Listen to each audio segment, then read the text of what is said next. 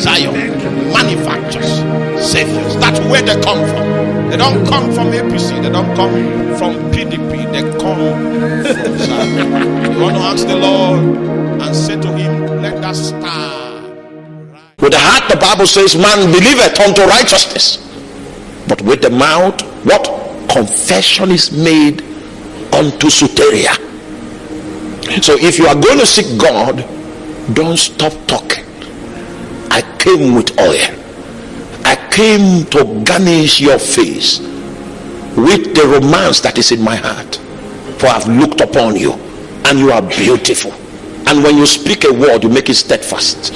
There is none like you. Go and read the book of Psalms and learn. Don't go empty-handed. Oh, Jesus.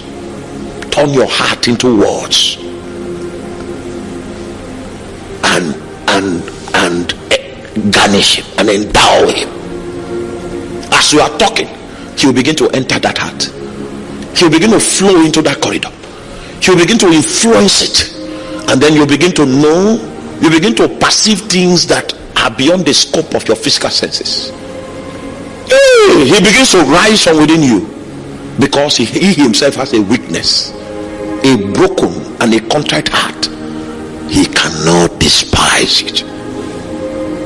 I kamasukela isomina kalia breskovele. Go with words.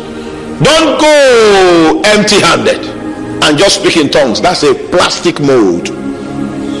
It's a plastic mold. You're speaking in tongues so that you can gain ascendancy. And when you arrive at the tarmac, arm yourself with love. Make your heart into words and adorn him. Don't be stiff. He will flow. He will flow through the cracks. He will flow through the brokenness. The doorway that your willingness to submit to his discipline has opened. He will flow into it. And then, without speaking back to you, you can perceive his heart. There's a lot of perceiving business that happens down your spirit, and you need the gift of discernment to discern God and angelic activity than to discern devils and demons. As he rises, you can discern what is upon his heart.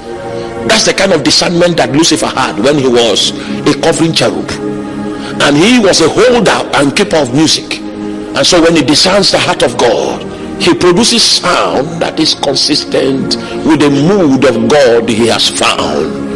And it was in that state he used to glow. He used to glow when he was in Zion. He glowed like a light bulb, and that's how he earned his name, the light bearer, Lucifer, the son of the morning. It was how, you know how beautiful the sun is in the morning time, when it is waging war against darkness and seeking to establish supremacy. When the first rays of light begin to contend with darkness, it changes the entire horizon. You know, the darkest time is not 12 midnight, it's twilight. When light gives a command to darkness and says, it's time for us to come.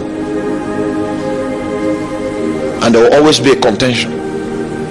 And then you will see it, the sky will be utterly dark. And then a few minutes later, the victory of light over darkness will be registered. And as it begins to sparkle, it doesn't, so there are windows in the clouds through which it sparkles out its authority. And when you see it, it's always beautiful. That's how it sparkles through your spirit. It flows through the cracks, the window, the opening. And that's why there's no encounter you have with God that is like the previous one. He flows through what is available. Oh my kakama, oh my kaskeleta, kubekela kusala, endomila mama yekula, kurabo shika bresko velami kabasunda. Then I think of when I survived an accident, and I think of when everybody rejected me, and I think of when people disowned me and said I was insane because the way I was following Jesus. That was not how people that went to theological school and came out, that was not how they followed Jesus. I remember a day my mom saw me reading the Bible at 10 p.m. And 5 a.m. I was still reading the Bible. She saw me by 5 a.m. and started crying that her son wants to be married. That even people that went to theological school don't read the Bible like this. Madness is coming for.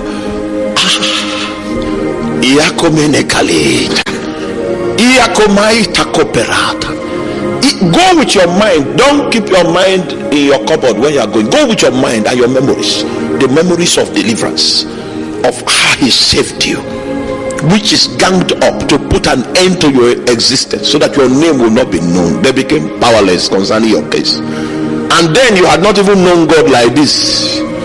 So what was it that protected you when you had no protection? Why didn't you die at the age of 8? If the devil were so strong, why didn't he kill you at the age of 8? Okay, there was a time when you were a non-believer. So why didn't he strangle you to death?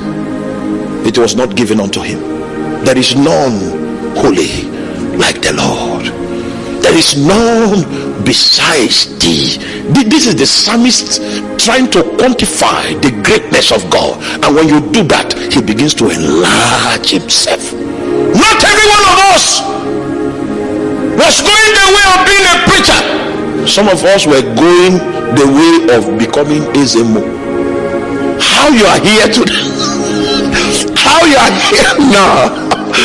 Something stronger than your will went to work. You know Jonah said, I will not go. And God showed him that he was stronger than his will, allowed him to do what he wanted to do. And what he wanted to do created a pattern that Jesus made reference to when he said, I will not give you any sign except the sign of the prophet Jonas. That sign Jesus mentioned was a sign Jonah was doing in rebellion, but he still fulfilled the sign that brought perspective to what will happen to Jesus. It means there's something stronger than your will. If you think you are strong, it's a lie. The thing you can achieve is, if it is actualization, it means God permitted you. You are not here because you chose God. It is him that chose you. We were on different paths. Some of you were in terrible tests. You were looking for power. Those were things that Satan would have exploited to corner you. Some of you wanted fame. You wanted to be on the stage. There's something stronger than your will that mingled with the equation. And then you came to a point of no return. Even though it was daybreak and you knew that this path was heavily laden with sacrifice, but you had loved him so much that you could not turn back anymore. And now you are a victim of love. Every step you take is because you chose to.